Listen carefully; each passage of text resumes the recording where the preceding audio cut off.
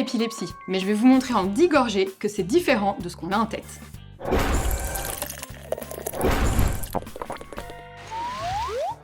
« 1% de la population mondiale est atteinte d'épilepsie. »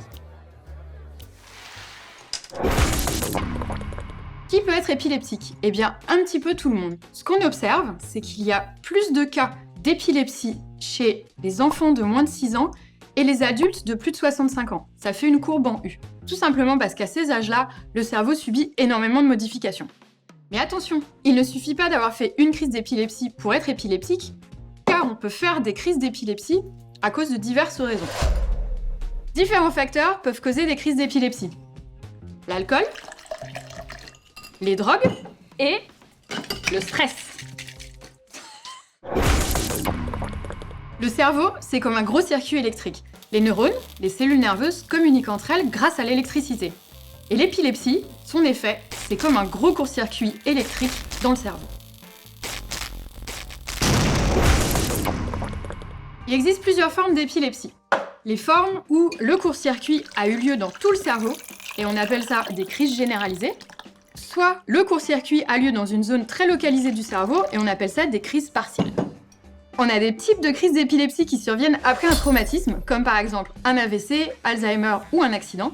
Mais on a aussi des types de crises d'épilepsie qui surviennent sans traumatisme.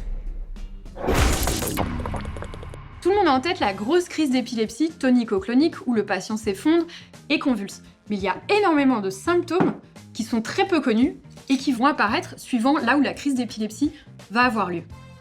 On aura notamment des symptômes moteurs, comme par exemple un tremblement de bras, des symptômes végétatifs, comme une sensation bizarre dans l'estomac, des symptômes mnésiques, comme par exemple une sensation de déjà-vu ou de déjà-vécu, une aphasie, perte de la parole.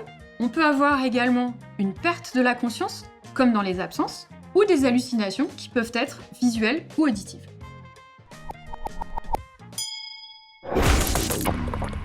Saviez-vous que Jeanne d'Arc était probablement épileptique? Une équipe italienne a relu tous ses procès et a regardé les symptômes qu'elle décrivait et en a déterminé que ces symptômes correspondaient probablement à une épilepsie avec hallucination auditive. Cette épilepsie est parfois causée par une mutation génétique.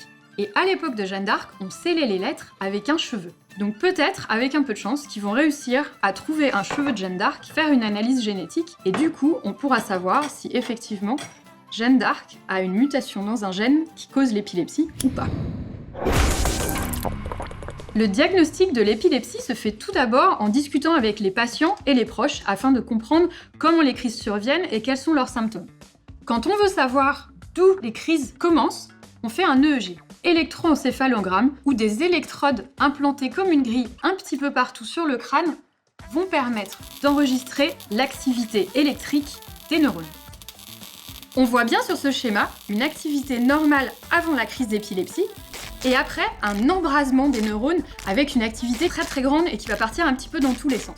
Ça, c'est une crise d'épilepsie.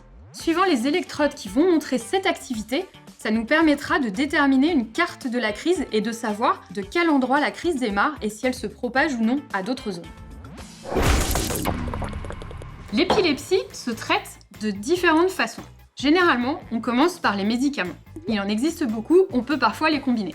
Dans certains cas, quand l'épilepsie est partielle, qu'elle a lieu dans une toute petite zone du cerveau et qui n'est pas une zone trop proche d'une zone de l'élocution par exemple ou de la zone motrice, on peut procéder à une chirurgie. Mais il existe des types de crises pour lesquelles aucun traitement n'est possible. 2/3 des épilepsies réagissent très bien aux médicaments. Pour le tiers restant, il faut développer des traitements alternatifs pour combattre ces épilepsies.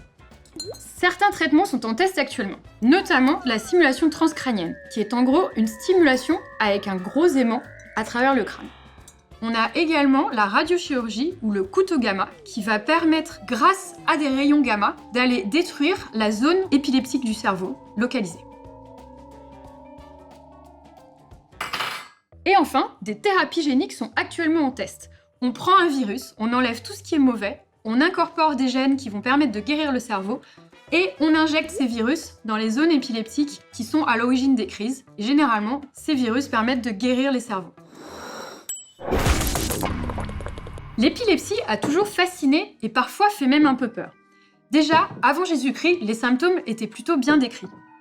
Malheureusement, au Moyen-Âge, les patients épileptiques étaient généralement exclus et vus comme des gens possédés, parfois même des sorcières. Mais heureusement, de nos jours, grâce au progrès de la neurologie, ce n'est plus le cas. Ils ne sont plus exclus, l'épilepsie est plutôt bien diagnostiquée et de nombreux traitements sont en cours. J'espère que vous en avez appris sur l'épilepsie en 10 gorgées aujourd'hui. Si vous avez aimé cette vidéo, n'hésitez pas à vous abonner à la chaîne String Theory et au compte Instagram.